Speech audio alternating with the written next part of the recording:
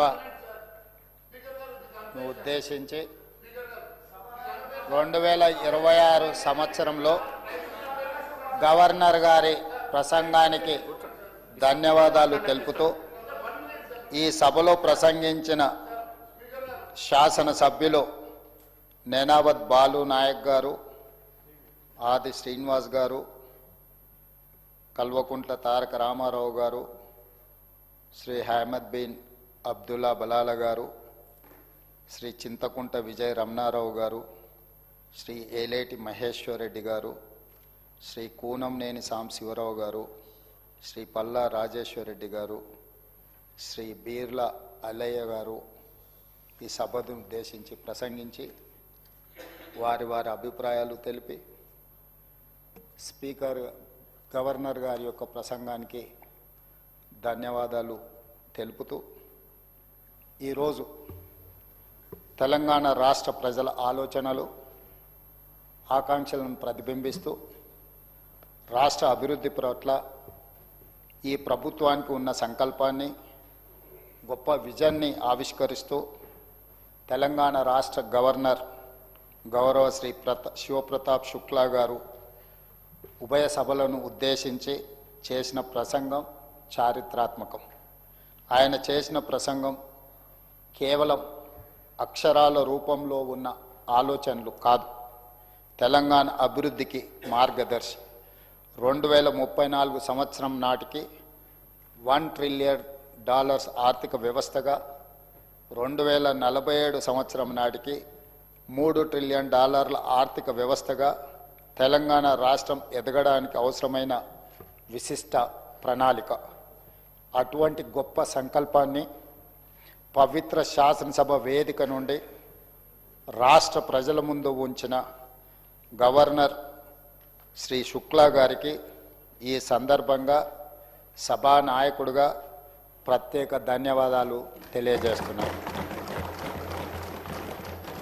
గౌరవనీయులైన గవర్నర్ గారి ప్రసంగం, ధన్యవాదాల తీర్మానానికి మా సభ్యులు బాలు నాయక్ గారు సభలో ప్రవేశపెట్టారు.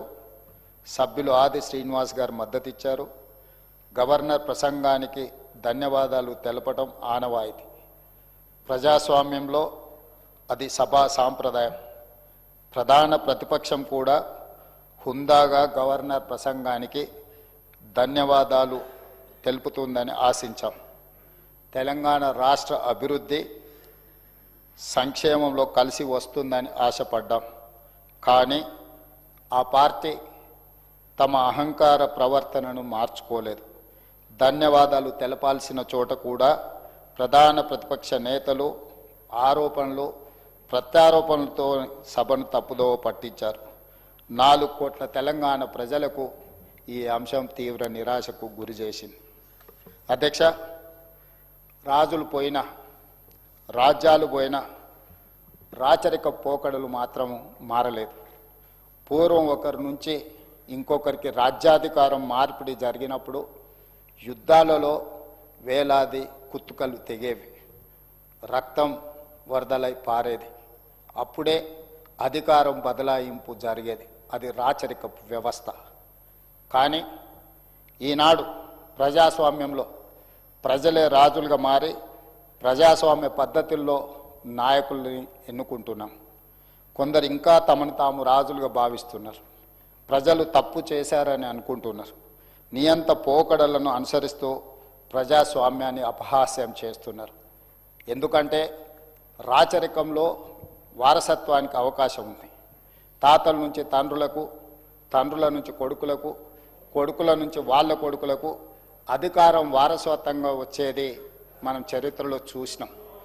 ఈరోజు కూడా అదేవిధంగా వారసత్వం వస్తుందనుకొని ఆశపడి భంగపడి ఈరోజు ఆ బాధతో దుఃఖంతో సమయము సందర్భము ఏమి మాట్లాడాలి ఏమి మాట్లాడకూడదనే విచక్షణను కూడా ప్రదర్శించకుండా వారిదైన శైలిలో వారు మాట్లాడడం జరుగుతుంది. అధ్యక్ష, శాసనసభ ఆవరణలో తెలంగాణ తల్లిని ఆవిష్కరించుకున్న సందర్భంలో కొత్త గవర్నర్ శుక్లా గారికి శుభాకాంక్షలు తెలిపేందుకైనా ప్రధాన ప్రతిపక్ష నాయకుడు వస్తారని మేము ఆశించాం.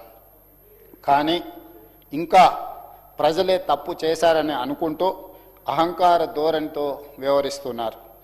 76 సంవత్సరాల స్వతంత్ర భారతదేశంలో ప్రభుత్వాలు మారినా ఇలా సంప్రదాయాలను ఎవరు ఉల్లంఘించలేదు. అధికారంలో ఉన్నప్పుడు అదే అహంకార ధోరణి, ప్రజలు బుద్ధి చెప్పి ప్రతిపక్షంలో కూర్చోబెట్టినా ఇప్పుడు అదే తీరుగా వ్యవహరిస్తున్నారు. అధ్యక్ష, బాధాకరమైన విషయం, ప్రధాన ప్రతిపక్ష నాయకుడు ఈ తెలంగాణ రాష్ట్రానికి కొత్త గవర్నర్గా శుక్లా గారు బాధ్యత తీసుకున్నప్పుడు వారికి శుభాకాంక్షలు తెలియజేయడానికి, వారిని అభినందించడానికి తప్పకుండా ఈ సభకు హాజరవుతారని 4 కోట్ల తెలంగాణ ప్రజలు ఆశించారు. అధ్యక్ష, తెలంగాణ ఒక మంచి సాంప్రదాయానికి, అదేవిధంగా పెద్దలను గౌరవించుకోవడానికి తెలంగాణ ప్రజలు ఎప్పుడు కూడా ఒక బాధ్యతాయుతంగా వ్యవహరిస్తున్నారు. అధ్యక్ష, కానీ దురదృష్టవశాత్తు రాచరిక పోకడల్ని మర్చిపోక అధికారం కోల్పోయినా ఇంకా ప్రజాస్వామిక వ్యవస్థలకి రాకపోవడము, సభా సాంప్రదాయాలను గౌరవించకపోవడం అనేది ఇది మన తెలంగాణ గౌరవానికి, తెలంగాణ ప్రాంతానికి ఒక తీవ్రమైన మాయని మచ్చగా మిగిలిపోతుంది. అధ్యక్ష, ప్రధాన ప్రతిపక్ష నాయకుడు 1/12/2023 నుంచి ఈనాటి వరకు 28/2/2026 వరకు 1,56,56,774 రూపాయల జీతభత్యాలు పొందడం జరిగింది. అధ్యక్ష, 1,06,56,674 రూపాయల జీతభత్యాలు పొందిన ప్రధాన ప్రతిపక్ష నాయకుడు సభకు గైరాజరవ్వడము, మరి ఈరోజు ఈ సభలో మనందరం చర్చించి విధులకు హాజరు కాని వాళ్ళ నుంచి ప్రభుత్వ ఉద్యోగులు, ఎందుకంటే పబ్లిక్ సర్వెంట్ అని చెప్పి డెఫినేషన్ సుప్రీంకోర్టే ఇచ్చింది ఈ ప్రజాప్రతినిధులకు కూడా, మరి ఏమాత్రం విధులకు హాజరు కాకుండా ఈ రకంగా గైరాజరయ్యే ఎవరైనా, నేను ఏ ఒక్కరి కోసము దీని గురించి నేను ప్రస్తావించడం లేదు, దీనికి ఎక్కడో ఒక దగ్గర చర్చ జరిగి దీని మీద ఒక నిర్ణయం తీసుకుంటే బాగుంటుందన్న సూచన. ఇప్పటికైనా ప్రధాన ప్రతిపక్ష నాయకుడు కల్వకుంట్ల చంద్రశేఖరరావు గారికి నా విజ్ఞప్తి, మీరు సభకు రాండి, ఈ సభలో చర్చలో పాల్గొనండి, తద్వారా తెలంగాణకు ప్రయోజనం చేకూరుతుందని మీరు భావిస్తే ఈ సభకు వస్తారని మేము భావిస్తున్నాం. రావాల్సిందిగా తమరి ద్వారా మాజీ ముఖ్యమంత్రి గారికి నేను ఆహ్వానం పలుకుతున్నా. అధ్యక్ష, ఈరోజు గవర్నర్ గారి ప్రసంగం మీద చాలా రకాలుగా చాలా చర్చలు జరిగినాయి. ఎక్కడైనా సూచనలు వస్తాయేమో, ఎక్కడైనా గవర్నర్ గారి ప్రసంగానికి అభినందనలు అందజేస్తారేమో, ప్రభుత్వానికి ఏమైనా సూచనలు సలహాలు ఇస్తారేమో అని చెప్పి నేను సుదీర్ఘంగా అందరి ప్రసంగాలను నిశితంగా గమనిస్తూ వచ్చిన. అధ్యక్ష, కానీ అలాంటి వాతావరణం కానీ అలాంటి ఆలోచనలు కానీ నాకు ఎక్కడ మర్చుకో కూడా కొంతమంది నుంచి రాలేదు. ప్రధానంగా ప్రధాన ప్రతిపక్షం నుంచి మేము ఆశించిన విధంగా వారి వ్యవహార శైలి, వారి ప్రవర్తన లేదు.